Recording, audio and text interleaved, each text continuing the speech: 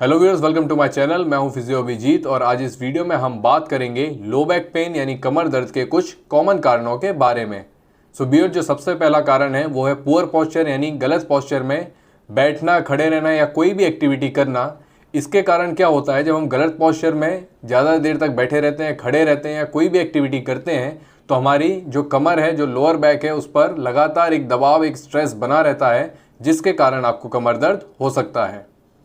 दूसरा कारण है स्ट्रेन्स एंड स्प्रेन्स, यानी कि किसी इंजरी के कारण जब जो लिगामेंट्स और मसल्स हमारी स्पाइन को सपोर्ट करते हैं उनमें चोट आ जाती है, तो इसके कारण भी आपको कमर दर्द हो सकता है। व्यूअर, जो तीसरा कारण है वो है हर्निएटेड डिस्क, जिसे हम कॉमनली स्लिप डिस्क भी कहते हैं।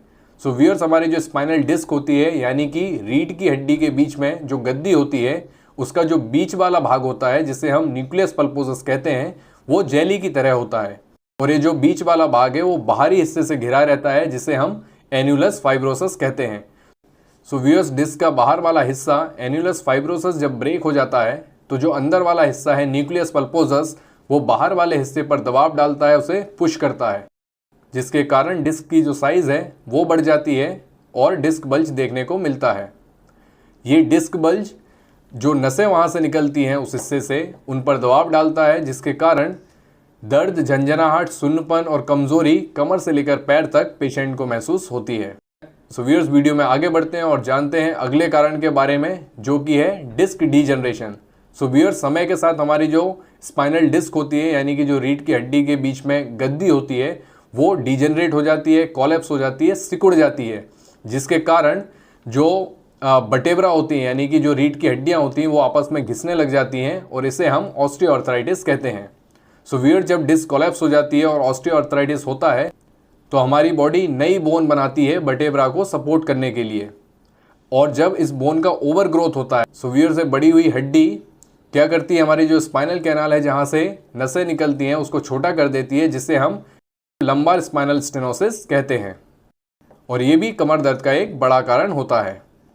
इसके अलावा एसआई जॉइंट के इन्वॉल्वमेंट के कारण भी कमर दर्द हो सकता है, जिसे हम एसआई जॉइंट पेन कहते हैं, और एक कमर दर्द का एक बहुत ही कॉमन कारण है। व्यूअर्स, अगला कारण है स्पॉन्डाइलोलिस्थेसिस, जिसमें हमारी जो रीढ़ की हड्डी है यानी कि एक बटेब्रा जो है वो दूसरे बटेब्रा के ऊपर आगे की तरफ स्लिप हो जाती है, जिसके कारण कमर दर्द होता है। व्यूअर्स, जो अगला कारण है वो है ऑस्टियोपोरोसिस। इस कंडीशन में हमारी जो हड्डियां हैं वो कमज़ोर पड़ जाती हैं, जिसके कारण हमारी जो स्पाइन है वो फ्लैट हो जाती है और व्यक्ति आगे की ओर झुक जाता है, उसकी कुबड़ निकल जाती है। इसके कारण कमर में दर्द होता है और ये जो कंडीशन है वो बुजुर्गों में देखने को मिलती है।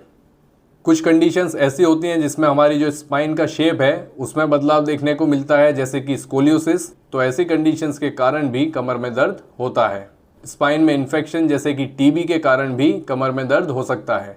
इन्फ्लामेटरी कॉजेज़ की बात करें तो एंकाइलोजिंग स्पॉन्डिलाइटिस, सोराइटिक अर्थराइटिस जैसे कंडीशंस की वजह से भी जो कमर में दर्द है वो होता है। व्यूअर्स, ये तो थे कुछ कॉमन कारण जिसके कारण आपको कमर में दर्द हो सकता है। तो यदि आपको कमर में दर्द है तो इसका डेफिनेटिव डायग्नोसिस यानी कि ये पता लगाना ज़रूरी है कि किस कारण से कमर में दर्द हो रहा है, ताकि आप उसका सही तरीके से इलाज करा सकें। व्यूअर्स, आज की वीडियो में इतना ही। उम्मीद करता हूँ आपको वीडियो पसंद आई होगी, तो वीडियो को लाइक कर दें, चैनल को सब्सक्राइब कर दें और साथ ही साथ बेल आइकन दबाना ना भूलें, ताकि आगे आने वाली वीडियोज़ की नोटिफिकेशन आपको मिलती रहे। यदि आपके मन में कोई सवाल है तो कमेंट बॉक्स में ज़रूर मुझे लिखकर बताएं। इसके अलावा यदि आप मुझसे ऑनलाइन कंसल्टेशन लेना चाहते हैं, ऑनलाइन रिहैब कराना चाहते हैं, तो स्क्रीन पर दिए गए नंबर पर कॉल या व्हाट्सएप करके ज़रूर कॉन्टैक्ट करें। Thank you.